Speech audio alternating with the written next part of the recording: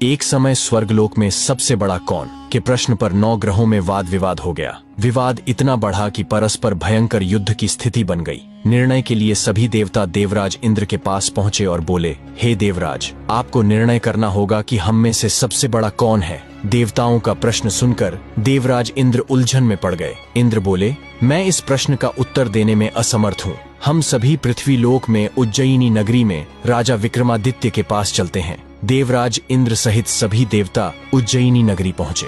महल में पहुंचकर जब देवताओं ने उनसे अपना प्रश्न पूछा तो राजा विक्रमादित्य भी कुछ देर के लिए परेशान हो उठे, क्योंकि सभी देवता अपनी अपनी शक्तियों के कारण महान थे। किसी को भी छोटा या बड़ा कह देने से उनके क्रोध के प्रकोप से भयंकर हानि पहुंच सकती थी। अचानक राजा विक्रमादित्य को एक उपाय सूझा और उन्होंने विभिन्न धातुओं सोने, चांदी, कांसा, तांबा, सीसा, रांगा, जस्ता, अभ्रक व लोहे के 9 आसन बनवाए। धातुओं के गुणों के अनुसार सभी आसनों को एक दूसरे के पीछे रखवाकर उन्होंने देवताओं को अपने अपने सिंहासन पर बैठने को कहा। देवताओं के बैठने के बाद राजा विक्रमादित्य ने कहा, आपका निर्णय तो स्वयं हो गया। जो सबसे पहले सिंहासन पर विराजमान है वही सबसे बड़ा है। राजा विक्रमादित्य के निर्णय को सुनकर शनि देवता ने सबसे पीछे आसन पर बैठने के कारण अपने को छोटा जानकर क्रोधित होकर कहा, राजा विक्रमादित्य, तुमने मुझे सबसे पीछे बैठाकर मेरा अपमान किया है। तुम मेरी शक्तियों से परिचित नहीं हो, मैं तुम्हारा सर्वनाश कर दूंगा।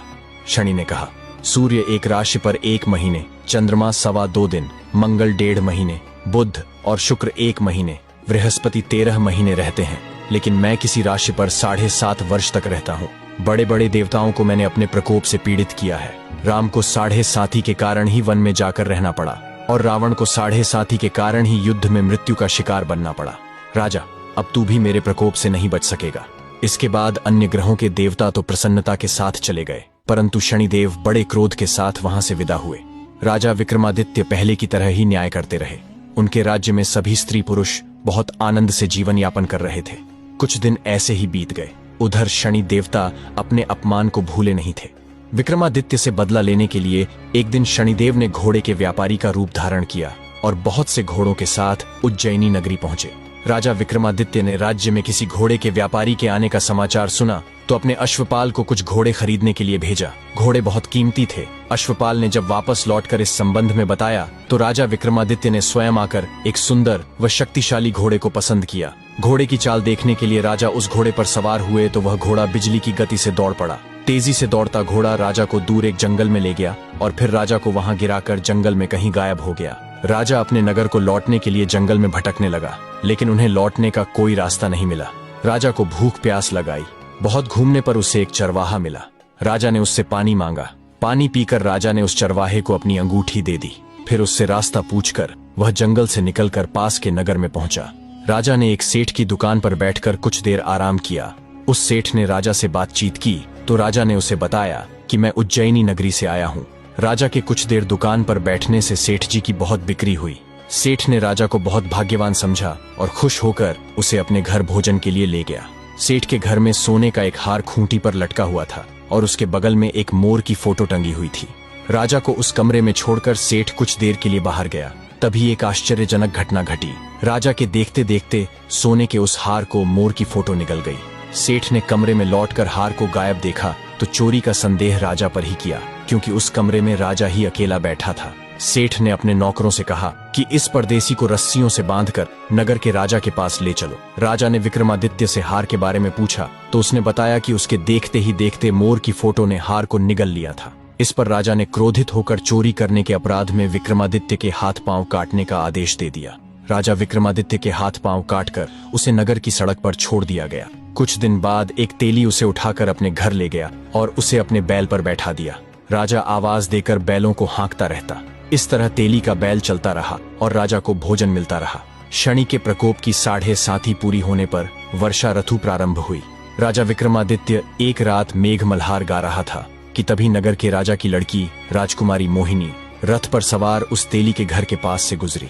उसने मेघ मल्हार सुना तो उसे बहुत अच्छा लगा और दासी को भेजकर गाने वाले को बुला लाने को कहा। दासी ने लौटकर राजकुमारी को अपंग राजा के बारे में सब कुछ बता दिया। राजकुमारी उसके मेघ मल्हार से बहुत मोहित हुई, अतः उसने सब कुछ जानकर भी अपंग राजा से विवाह करने का निश्चय कर लिया। राजकुमारी ने अपने माता पिता से जब यह बात कही तो वे हैरान रह गए। रानी ने मोहिनी को समझाया बेटी, तेरे भाग्य में तो किसी राजा की रानी होना लिखा है, फिर तू उस अपंग से विवाह करके अपने पांव पर कुल्हाड़ी क्यों मार रही है? राजकुमारी ने अपनी जिद नहीं छोड़ी। अपनी जिद पूरी कराने के लिए उसने भोजन करना छोड़ दिया और प्राण त्याग देने का निश्चय कर लिया। आखिर राजा रानी को विवश होकर अपंग विक्रमादित्य से राजकुमारी का विवाह करना पड़ा। विवाह के बाद राजा विक्रमादित्य और राजकुमारी तेली के घर में रहने लगे। उसी रात स्वप्न में शनिदेव ने राजा से कहा, राजा, तुमने मेरा प्रकोप देख लिया, मैंने तुम्हें अपने अपमान का दंड दिया है। राजा ने शनिदेव से क्षमा करने को कहा और प्रार्थना की, हे शनिदेव, आपने जितना दुख मुझे दिया है अन्य किसी को न देना। शनिदेव ने कुछ सोचकर कहा, राजा, मैं तुम्हारी प्रार्थना स्वीकार करता हूँ। जो कोई स्त्री पुरुष मेरी पूजा करेगा, शनिवार को व्रत करके मेरी व्रत कथा सुनेगा, उस पर मेरी अनुकंपा बनी रहेगी। प्रातःकाल राजा विक्रमादित्य की नींद खुली तो अपने हाथ पांव देखकर राजा को बहुत खुशी हुई। उसने मन ही मन शनिदेव को प्रणाम किया। राजकुमारी भी राजा के हाथ पांव सही सलामत देखकर आश्चर्य में डूब गई। तब राजा विक्रमादित्य ने अपना परिचय देते हुए शनिदेव के प्रकोप की सारी कहानी सुनाई। सेठ को जब इस बात का पता चला तो दौड़ता हुआ तेली के घर पहुंचा और राजा के चरणों में गिरकर क्षमा मांगने लगा। राजा ने उसे क्षमा कर दिया, क्योंकि यह सब तो शनिदेव के प्रकोप के कारण हुआ था। सेठ राजा को अपने घर ले गया और उसे भोजन कराया। भोजन करते समय वहां एक आश्चर्यजनक घटना घटी। सबके देखते देखते उस मोर के फोटो ने हार उगल दिया। सेठ जी ने अपनी बेटी का विवाह भी राजा के साथ कर दिया और बहुत से स्वर्ण आभूषण, धन आदि देकर राजा को विदा किया। राजा विक्रमादित्य राजकुमारी मोहिनी और सेठ की बेटी के साथ उज्जैनी पहुंचे तो नगरवासियों ने हर्ष से उनका स्वागत किया। अगले दिन राजा विक्रमादित्य ने पूरे राज्य में घोषणा कराई कि शनिदेव सब देवों में सर्वश्रेष्ठ हैं। प्रत्येक स्त्री पुरुष शनिवार को उनका व्रत करें और व्रत कथा अवश्य सुने। राजा विक्रमादित्य की घोषणा से शनिदेव बहुत प्रसन्न हुए। शनिवार का व्रत करने और व्रत कथा सुनने के कारण सभी लोगों की मनोकामनाएं शनिदेव की अनुकंपा से पूरी होने लगीं। सभी लोग आनंदपूर्वक रहने लगे।